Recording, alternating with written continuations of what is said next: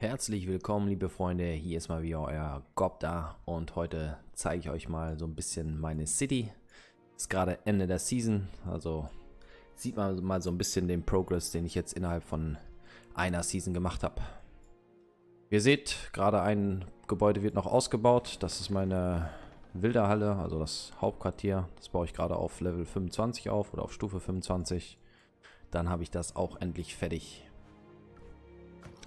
Die Ausbildungsstätten habe ich soweit alle auf 24, außer die für die Flugeinheiten. Die ist nur auf 23, aber die werde ich demnächst auch irgendwann noch erhöhen. Ansonsten habe ich meine Heilerhütten recht hoch gemacht.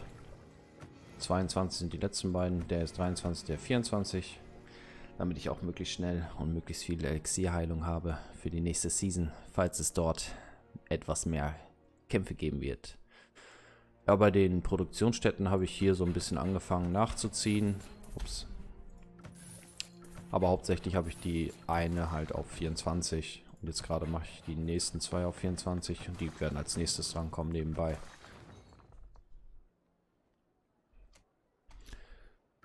Ja, ansonsten habe ich einiges an T4-Units mittlerweile erstellt. Also ich habe nur noch T4-Units, nichts anderes mehr. Von den Reitern und von den Wolfsreitern habe ich jeweils ein bisschen mehr. Die sind gerade noch in der Heilung, wie man sieht. Also ich bin so circa bei 16,5 Millionen Punkte. Das heißt also, ich kann schön in die nächste Season starten. Ich empfehle euch auch, die T4-Units möglichst schnell irgendwie zu pushen. Das ist schon ein großer Unterschied, dass ihr da schnell hinkommt. Wichtig ist dafür wahrscheinlich, dass ihr diese Sachen wie Forschungstempo, also Stipendium mitnehmt. Dass ihr das erforscht. Hier Stipendium 2 auch. Okay, das kommt erst später. Ich glaube, das könnte noch gar nicht so weit, bevor ihr T4 habt. Aber dass ihr sowas achtet, dass ihr sowas schön mitnimmt.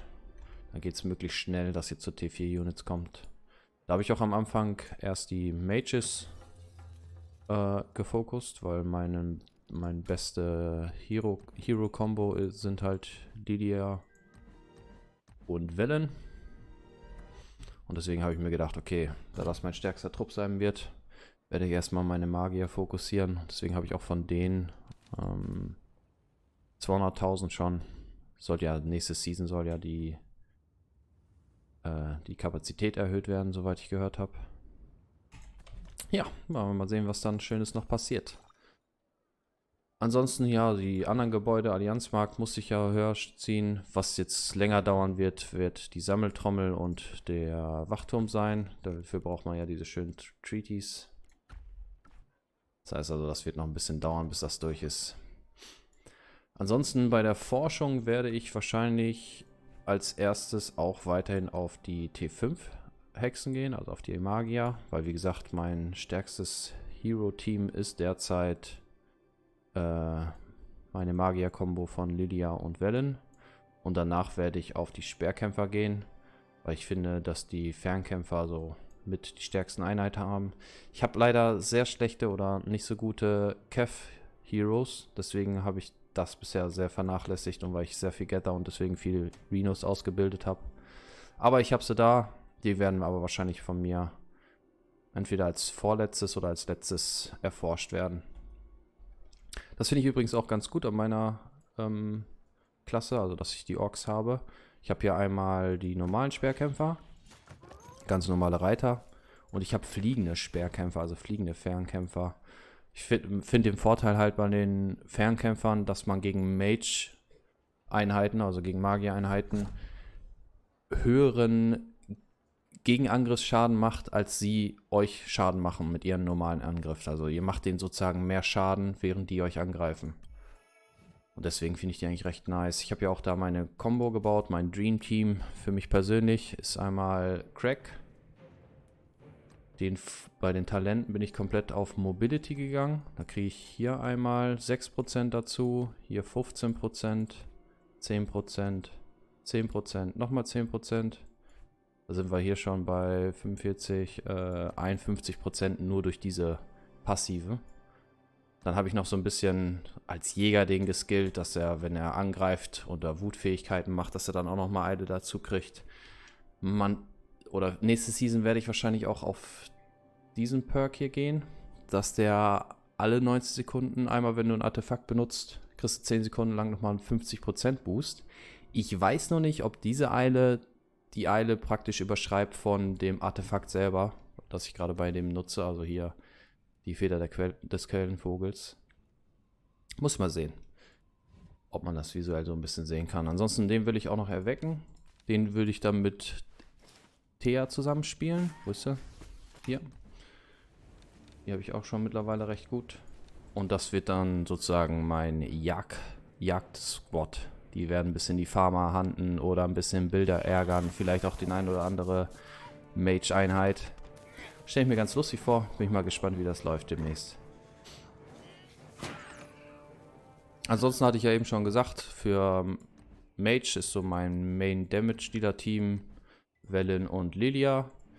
Ich habe überlegt, wenn ich noch eine zweite Magier-Truppe mit dazu nehme, werde ich wahrscheinlich mit Alvin und Indis spielen. Einfach um ein bisschen Support-Heal noch zu geben und dass sie einen Debuff noch mehr mitzugeben. Und ihn einfach wegen seinem Crowd-Control, dass er ein bisschen Kontrolle über die er erhält, also die ein bisschen verlangsamt und so. Das ist so meine Idee dahinter. Ja, mein Kev-Team wird weiterhin bleiben, Emrys und Bakshi. Wo ich auch schon überlegt habe, mal Bakshi und Garwood zu spielen, was ich glaube ich auch interessant finde. Weil man einfach hiermit einmal seine TP erhöht. Das heißt also, die Einheiten sterben weniger oder halten mehr aus für 5 Sekunden. Und mit seiner Fähigkeit heilt man einmal und kriegt noch 20% weniger Damage. Also prozentualen Schaden. Was ich ziemlich cool finde. Das wäre dann so ein kleiner tanky Reiter-Squad. Zumal ich auch das richtige Item dafür geskillt habe oder schon hoch habe. Schaue ich mal ganz kurz. Hier dieses.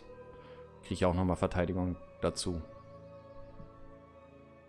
Könnte ich also einen schönen tanky Reiter-Squad haben. Das war so eine Idee. Ansonsten halt normal die beiden. Für meine Bogenschützen werde ich wahrscheinlich Kinara Main wählen und dann Crack mitlaufen lassen. Oder. Ja, ich glaube Crack eher. Finde ich irgendwie ein bisschen besser da noch. Und mein Nahkampftrupp wird wahrscheinlich werden mit Eliana, wenn ich die noch gemaxt kriege. Und dann Garwood dazu. Je nachdem, ob ich Garwood jetzt wirklich hier in meiner Tanky-Kombo benutze. Ja, das wäre es für mich auf jeden Fall bei Orks, glaube ich so, wie ich spielen würde. Die anderen Nahkampfhelden hier, die beiden, die spiele ich noch nicht so viel. Obwohl Nico eigentlich auch nicht schlecht ist. Müsste ich mal noch gucken, ob nicht vielleicht sogar Nico und Kinara besser wäre. Oder Kinara und Nico. Kinara als Main auf jeden Fall.